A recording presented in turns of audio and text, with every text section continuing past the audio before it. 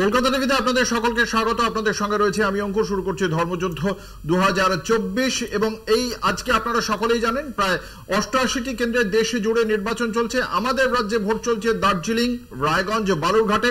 এখনো পর্যন্ত রাজ্যে দুপুর 1টা পর্যন্ত এই 3টি কেন্দ্রে ভোট পড়েছে 47.29%। রায়গঞ্জে ভোট পড়েছে 47.56% এবং বালুরঘাটে ভোট পড়েছে 44.93%।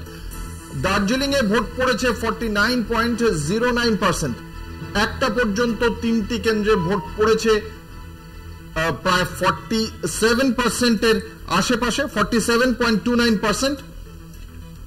এবং এই যে দুপুর 1টায় এই রেজাল্ট পাওয়া যাচ্ছে, এখন দুপুর 2টো বেজে গিয়েছে, ফলে এর মধ্যে আরো খানিকটা ভোট পড়ে যাবে। তবে গরমের জন্য মানুষ সকাল সকাল আজকে আমরা দেখেছিলাম যে 11টার মধ্যেই বেশ ভালো ভোট পড়ে গিয়েছিল, 32% কাছে ভোট পড়ে গিয়েছিল। এবার দুপুর 1টা পর্যন্ত দেখা গেল প্রায় আরো 17% ভোট পড়ে গিয়েছে। ফলে বিকেলের দিকে কিন্তু গতবার যেটা দেখতে পাওয়া গিয়েছিল যে প্রায় 84% আশেপাশে ভোট পড়েছিল গতবার 3টি কেন্দ্রে, কোচবিহার, আলিপুরদুয়ার এবং জলপাইগুড়িতে। এবারেও সেই দিকে যেতে পারে, কারণ এখনো ভোটের প্রায় ঘন্টা 4.5-5 মতো সময় রয়েছে। ফলে সেদিক থেকে একটা ভালো ভোট পার্সেন্টেজই পড়বে বলেই মনে করা হচ্ছে। গত শুক্রবার যে ভোট হয়েছিল সেই ভোটে প্রায় 556টি অভিযোগ জমা পড়েছিল নির্বাচন কমিশনে। আমাদের সঙ্গে রয়েছেন আমাদের প্রতিনিধি সত্যসুন্দর ভট্টাচার্য। সত্যসুন্দর, যেটা তোমার কাছে জানতে চাইবো যে আজকে এখনো পর্যন্ত নির্বাচন কমিশন সূত্রে কি জানতে পারছো? ভোট পার্সেন্টেজ আমরা দর্শকদের জানিয়েছি, অভিযোগ কত শতাংশ পড়েছে, কতগুলো অভিযোগ এখনো পর্যন্ত পদক্ষেপ করতে পেরেছে কমিশন, কি জানতে পারছো? দেখো, সকাল থেকে নির্বাচন কমিশনের দপ্তরে যে অভিযোগগুলো এসেছে, যেটা জানা যাচ্ছে দুপুর 1টা পর্যন্ত 329 অভিযোগ নির্বাচন কমিশনে পড়েছে এবং সেই অভিযোগগুলো খতিয়ে দেখার জন্য ব্যবস্থা নেওয়ার জন্য নির্দেশ দেওয়া হয়েছে।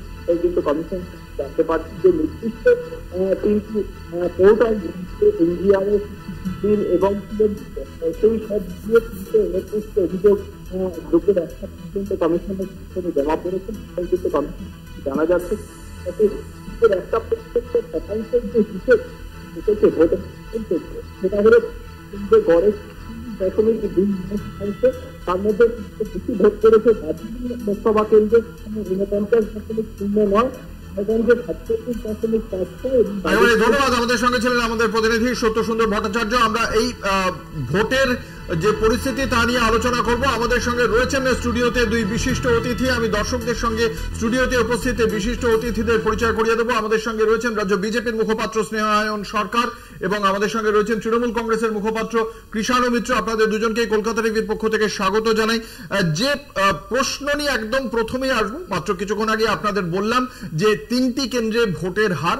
আমি আসবো প্রথমে স্নেহায়নের কাছে। কিভাবে দেখছেন এই ভোটের হারকে? না, ভোটের আর মোটের ওপর সন্তোষজনক? হ্যাঁ, ডেফিনেটলি সন্তোষজনক। ভোট ভালো হচ্ছে সকাল থেকে। এই একটা চিত্র তো অনেকটা পরিবর্তন করা গেছে, সে ফার্স্ট ফেজেও দেখা গেছে, সেকেন্ড ফেজেও, যে মানুষ বেরিয়ে এসে ভোট দিতে পারছে। কিছু বিক্ষিপ্ত ঘটনা ঘটেছে যেটা কাম্য নয়, কিন্তু কথা হচ্ছে যেখানে তৃণমূল কংগ্রেস আছে সেখানে তো হিংসার ঘটনা ঘটবেই। তো তৃণমূল চেষ্টা চালিয়েছে, কিন্তু মানুষ প্রতিরোধ গড়ে তুলেছে। ভোট ভালো হচ্ছে। দেখুন, এই 3টে কেন্দ্রে তো আশাবাদী হওয়ার কোনো জায়গা নেই। 3টে কেন্দ্রে আমাদের জয় নিশ্চিত। মার্জিন কোথায় গিয়ে দাঁড়ায় বলে থাকেন যে যদি ভোট বেশি পড়ে সেটা অনেক ক্ষেত্রে প্রতিষ্ঠান বিরোধী ভোট হয়। আপনাদের কি মনে হচ্ছে যে এই ভোট তো যেহেতু কেন্দ্রের ভোট, এটা তো রাজ্যের ভোট নয়, ফলে বেশি ভোট হলে, আপনি যেমন প্রথমেই বললেন সন্তোষজনক ভোট, তো এই ভোটটা কি নরেন্দ্র মোদীর বিরুদ্ধে যেতে পারে? দেখুন, ভোট বেশি কমের ব্যাপার না। আমাদের যেটা দাবি ছিল যে পশ্চিমবাংলায় যেন প্রতিটি মানুষ ভোট দিতে পারে, ঠিক আছে? তো সেই কারণে যে মানুষ যে বেরিয়েছে ভোট দিতে পারছে, এটাতে আমরা সন্তুষ্ট। এবং সেটা ভোট বাড়বে কি কমবে সেটা তো পরে বোঝা যায়। দেখুন, ফার্স্ট ফেজেও কিন্তু অনেকগুলো জায়গায় দেখা গেছে ভোট পার্সেন্টেজ কমেছে পরের দিকে। আমি আসবো তৃণমূল কংগ্রেসের কাছে। কৃষাণু, কিভাবে দেখছেন এই ভোটের হারকে? না, এখনো অব্দি তো প্রিলিমিনারি, এখনো অব্দি কিছু বোঝার মানে সার্বিকভাবে বোঝার জায়গা কম। কেন কি 50% আশেপাশে আছে, 47 to 50%।